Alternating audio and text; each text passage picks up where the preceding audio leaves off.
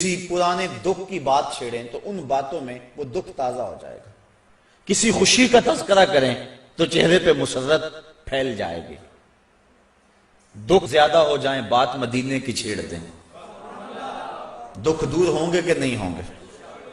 حضرت شیخ شبلی علیہ رحمہ بہت بڑے بزرگ گزرے ہیں،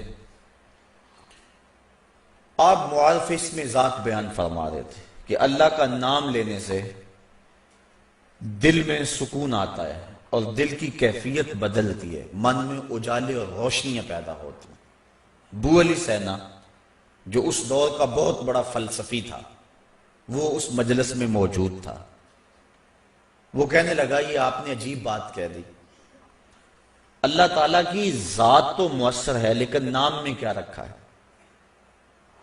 ہمارے جو فلسفی حضرات ہیں وہ ہر چیز کی 4 شکلیں بیان کرتے ہیں، ہر شے کی 4 شکلیں ہیں، ایک شکل خارجی، ایک شکل ذہنی، ایک شکل کتابی اور ایک شکل لفظی۔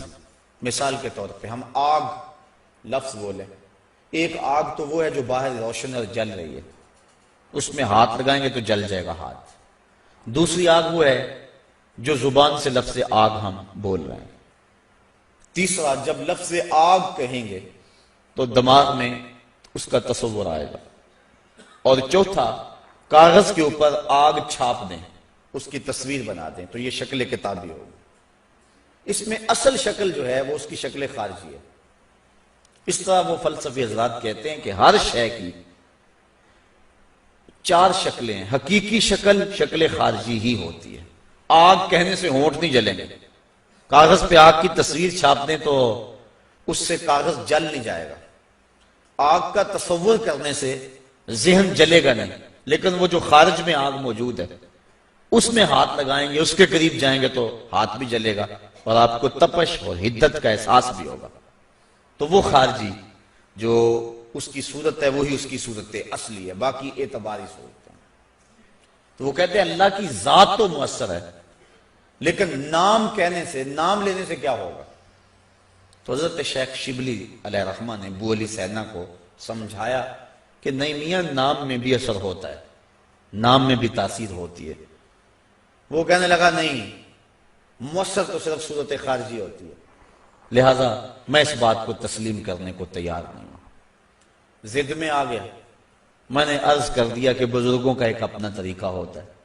تو حضرت شیخ شبلی تھوڑا سا غصے میں آ گئے اور فرمانے لگے بو علی سینا میں تیرے سے کیا بات کروں، تو گدھا ہے۔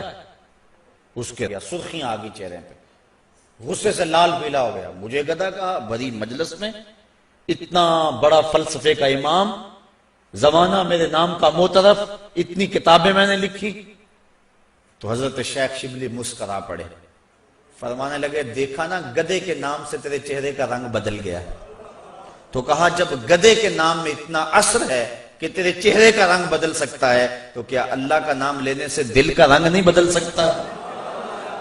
تو اس کا نام لوگے تو دل بدلے گا اور دل قرار پائے گا، دل کو نور نصیب ہوگا، دل کو اجالا ملے گا اس کے بابرکت نام لینے سے۔ اس لیے جب زبان سے بندہ اللہ اللہ کہتا رہتا ہے تو اس کے اثرات اس کے دل پر مرتب ہوتے ہیں، اور کثرت سے ذکر کرنے والا شخص اس کا دل پر نور ہو جاتا ہے۔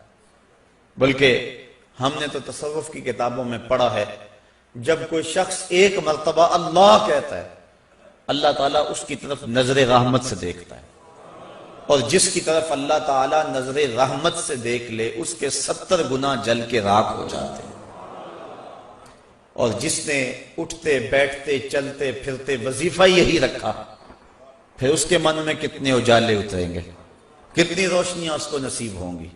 تو کہا یا ایھا الذین آمنوا اذکروا اللہ ذکرا کثیرا، اے ایمان والو اپنے رب کا کثرت سے ذکر کرو۔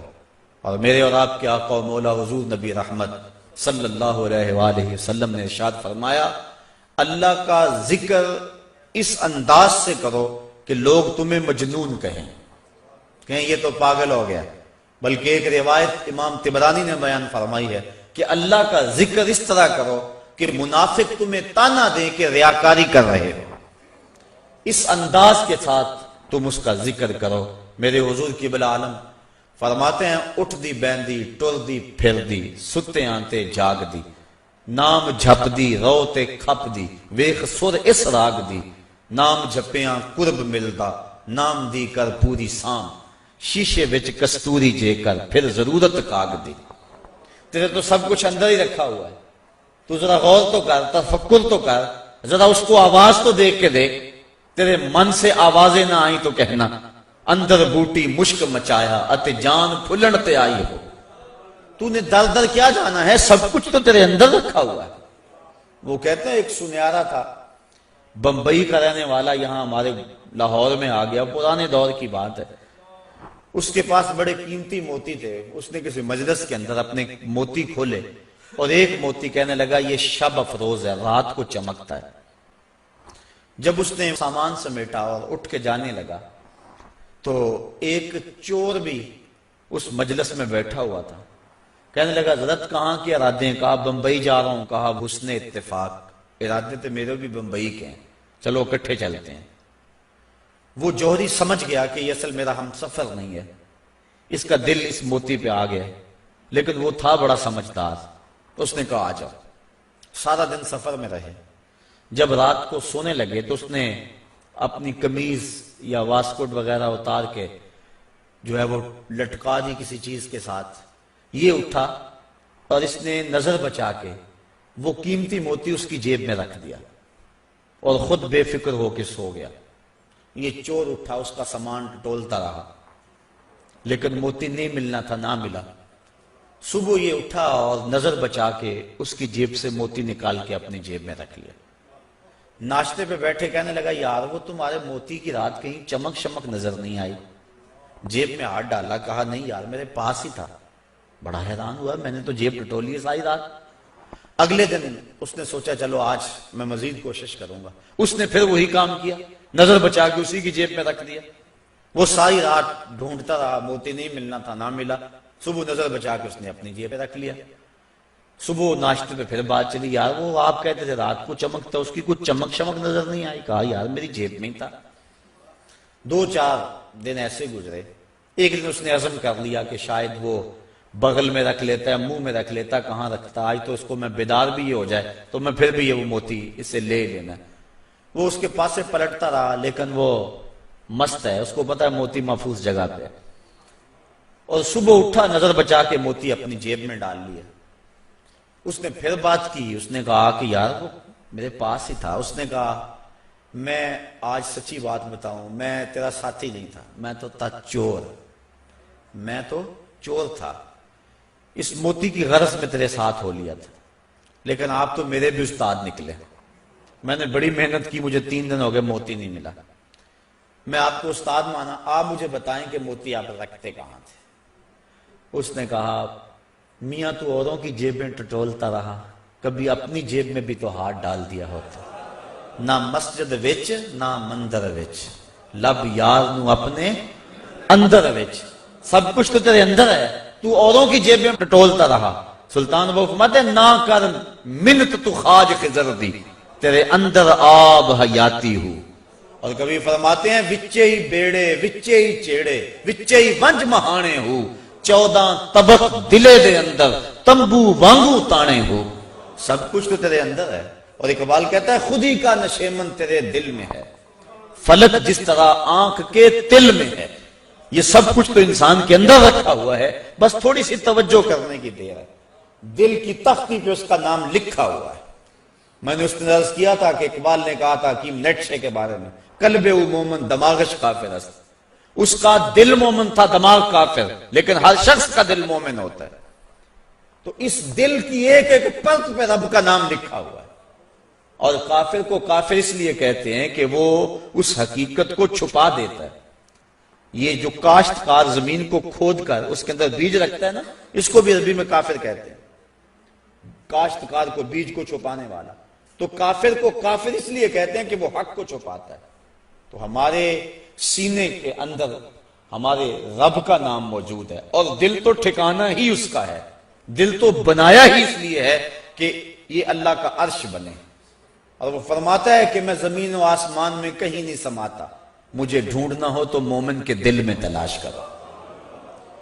دلوں کے اندر اس کے ڈیرے اور اس کے بسیرے ہیں، تو اس کا ذکر کر کے دل چلا پاتا ہے، دل تسکین پاتا ہے، دل میں روشنی ہوتی ہے۔ تو ہمارا مزاج یہ ہونا چاہیے کہ اٹھتے بیٹھتے چلتے پھرتے اس کے ذکر کو ہم حرز جاں بنا لیں۔ جب بندہ ایک مرتبہ کہتا ہے سبحان اللہ، زمین آسمان کے درمیان جتنا فاصلہ ہے سارا نور سے بھر جاتا ہے۔ یہ برکتیں ہیں ذکر کی۔ اس کا نام تو لے، کوئی معمولی نام ہے؟ جب زبان پہ اللہ کہتا ہے 14 طبق روشن ہو جاتے ہیں۔ یہ اتنا بڑا نام ہے، یہ اتنا بڑا وظیفہ ہے کہ اس سے بڑا کیا وظیفہ ہو سکتا ہے؟ اس کا نام، اس کا ذکر۔ تو فرمایا اللہ کا ذکر اتنی کثرت سے کرو کہ لوگ تمہیں کہیں مجنون ہیں، اور منافق تمہیں ریاکاری کے تانے دے۔ تم اٹھتے بیٹھتے چلتے پھرتے اس کے ذکر کو حرز جاں بنائے رکھو، یہی تمہارا سرمایہ ہے، یہی تمہارا وظیفہ ہے۔ دکھے ہوئے دل کا بھی یہی علاج ہے، پریشان خاطری کا بھی یہی علاج ہے۔ اندر کی کالک اس کے ذکر سے دھلتی ہے۔ حضور فرمایا لِكُلِّ شَيْءٍ سَقَالَةٌ وَسَقَالَةُ الْقُلُوبِ ذِكْرُ اللَّهِ۔ ہر شے کا زنگ دور کرنے کے لیے کچھ نہ کچھ بنایا گیا۔